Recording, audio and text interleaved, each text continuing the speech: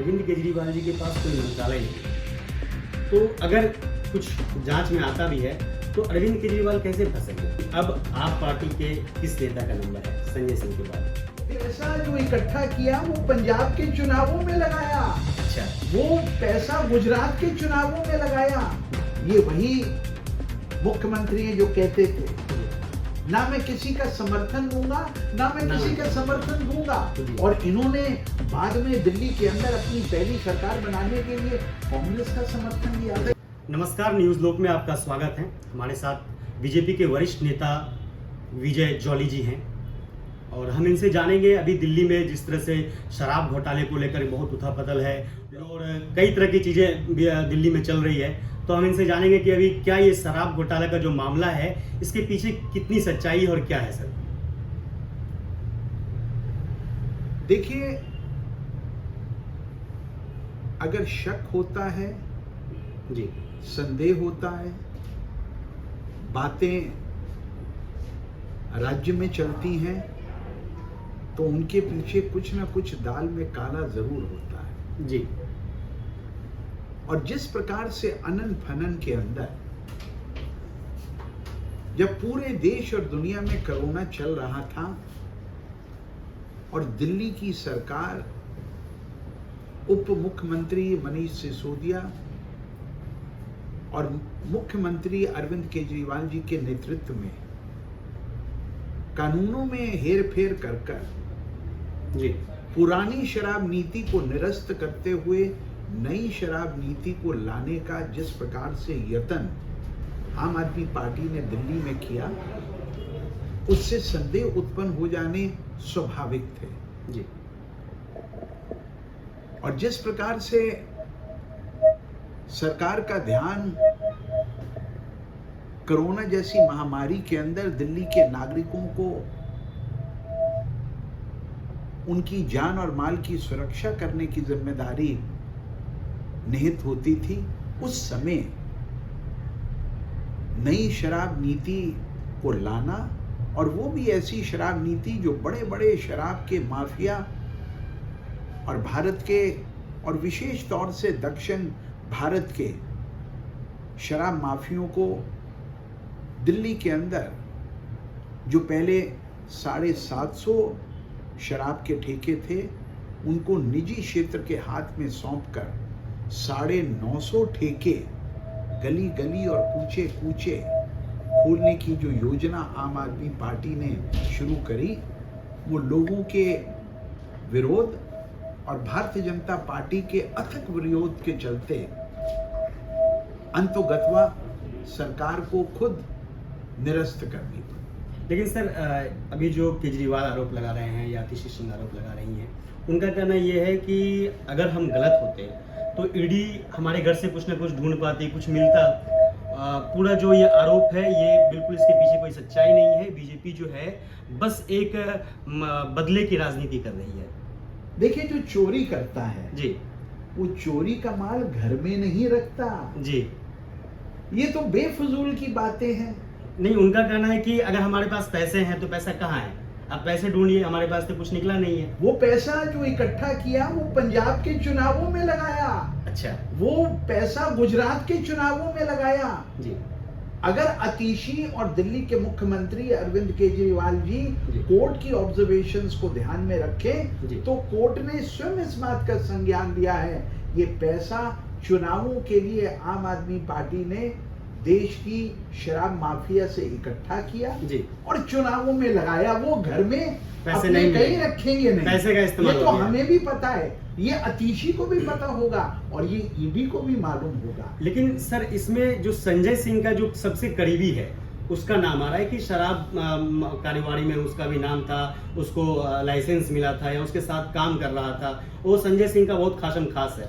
इससे साफ प्रत्यक्ष ये हो रहा है कि संजय सिंह इन पूरे मामलों में इन्वॉल्व था, लेकिन फिर भी केजरीवाल जो है इसको दरकिनार कर रहे हैं और बीजेपी लगातार ये कह रही है कि अब अगला नंबर केजरीवाल का है, अरविंद केजरीवाल का है। तो क्या लगता है सर, कब जाएंगे अरविंद केजरीवाल जेल? देखिए, ये तो कानून और कानून की एजेंसियां बताएंगी जी, लेकिन जिस प्रकार के छोटे छोटे बिंदु जी, एक जगह से शुरू होकर जी, पहले भ्रष्टाचार के आरोप में जी, दिल्ली के एक मंत्री सत्येंद्र जैन अभी भी तिहाड़ जेल जेल में में है। है। हाँ बार बार बेल लगाने के बावजूद उनकी बेल नहीं हुई। पूछिए केजरीवाल जी से क्या है मामले में घोटाला। फिर उसके बाद फरवरी पिछले इस साल से जी दिल्ली के उप मुख्यमंत्री जो बड़ा चिल्ला चिल्ला कर कहते थे हम तो पारदर्शी हैं, हमने गड़बड़ी नहीं करी, नहीं की। उन्होंने उस सिसोदिया भी जेल चले गए। तिहाड़ जेल में है। और अब वही संजय सिंह जो ललकारते थे प्रधानमंत्री मोदी को, जो कहते थे मैं तो धुला हुआ हूं, पाक साफ हूं। जी अगर कुछ देश की जांच एजेंसियों को मिला है, जी काला मिला है, जी। दाल में कुछ काला तो जरूर है। लेकिन सर एक चीज़ तो ये भी है कि अरविंद केजरीवाल जी के पास कोई मंत्रालय नहीं है, तो अगर कुछ जांच में आता भी है तो अरविंद केजरीवाल कैसे फंसेंगे या किस तरह से जेल जा सकते हैं? देखिए, दिल्ली सरकार का मुखिया कौन है? अरविंद दिल्ली का केजरीवाल। मुख्यमंत्री। जी दिल्ली का मुख्यमंत्री कैबिनेट की मीटिंग करता है, जी जिस कैबिनेट की मीटिंग के नोट्स के अंदर बाद में हेरा फेरी की जाती है जी। और उन कैबिनेट के नोट्स को अप्रूवल दिल्ली के मुख्यमंत्री के नेतृत्व में होता है। और ऐसा कहा जा रहा है कि पूरे इसमें जो आगे पीछे किया गया है और इससे आप पार्टी को फायदा पहुंचाया गया और आप पार्टी के संयोजक अरविंद केजरीवाल हैं। इस तरह से डायरेक्ट वे में अरविंद केजरीवाल जो है फंस सकते हैं। देखिए, मेरा ये मानना है राजनीति पारदर्शिता के आधार पर चलती है। अगर कहीं पे भी संदेह होता है तो संदेह पुलिस, जांच एजेंसियां, देश की सरकार, आईबी, रॉ, सीबीआई उनका संज्ञान लेती जी। हैं। और अगर देश की जांच एजेंसियों ने, मैं तो उनको सलाम करना चाहूंगा, सीबीआई को, जी। मैं तो ईडी को सलाम करना चाहूंगा, कोई कितना बड़ा भी क्यों ना हो, हम भ्रष्टाचार की जड़ तक पहुंच के रहेंगे। ये जो आज प्रधानमंत्री नरेंद्र मोदी जी के नेतृत्व में एक बीड़ा सरकार ने ले लिया और उसकी एजेंसी ने, उसके लिए मैं प्रणाम करना चाहता हूं। कांग्रेस के राज में ऐसा नहीं हो सकता था। जी। लेकिन सर संजय सिंह के जिस दिन उनको गिरफ्तार किया गया, ईडी ने अरेस्ट किया, उस दिन केजरीवाल ने, अरविंद केजरीवाल जी जो दिल्ली के मुख्यमंत्री हैं, उन्होंने प्रेस कॉन्फ्रेंस किया। उसमें उन्होंने बताया कि मोदी जो है सबसे भ्रष्ट प्रधानमंत्री हैं अब तक के इतिहास के और वर्तमान तक के। अब तक के सबसे भ्रष्ट प्रधानमंत्री अगर कोई हैं तो वो प्रधानमंत्री नरेंद्र मोदी हैं।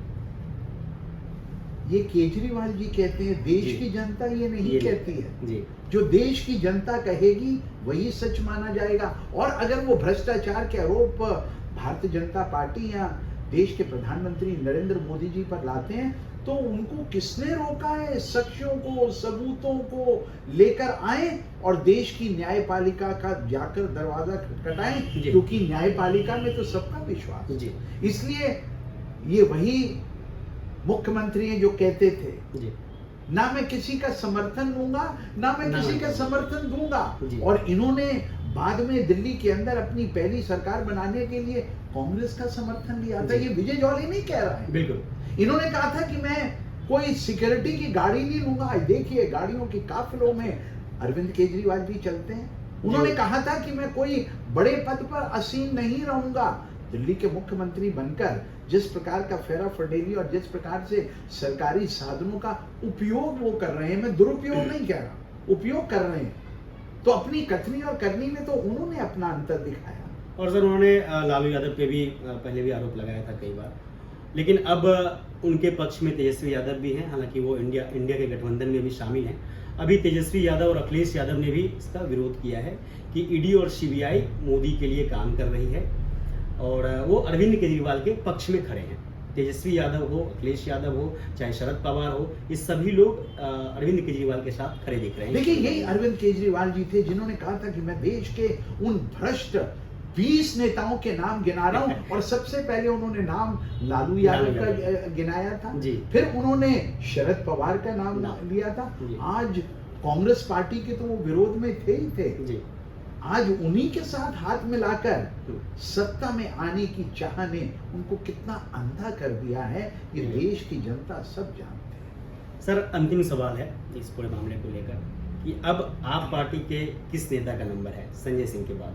देखिए, ये तो दिल्ली हिंदुस्तान की जांच एजेंसियां ही बता सकेंगी, लेकिन हमारा ये मानना है, जी हम आम आदमी पार्टी के विपक्ष में हैं। जी। हम आम आदमी पार्टी की विपक्ष की राजनीति को भली भांति जानते हैं। जी। जो झूठ बोलते हैं वो झूठ बोलने वाले भी अब बख्शे नहीं जाएंगे। लेकिन सर वो अपने आप उनसे को बहुत पूछा कट्टर ईमानदार पार्टी बोलते हैं। देखिए, ये वही कट्टर ईमानदार पार्टी के लोग थे जिनके ऊपर भ्रष्टाचार के ये आरोप लगे हैं। और अगर आरोप ठीक नहीं होते तो ईडी कभी उन पे हाथ नहीं डालती।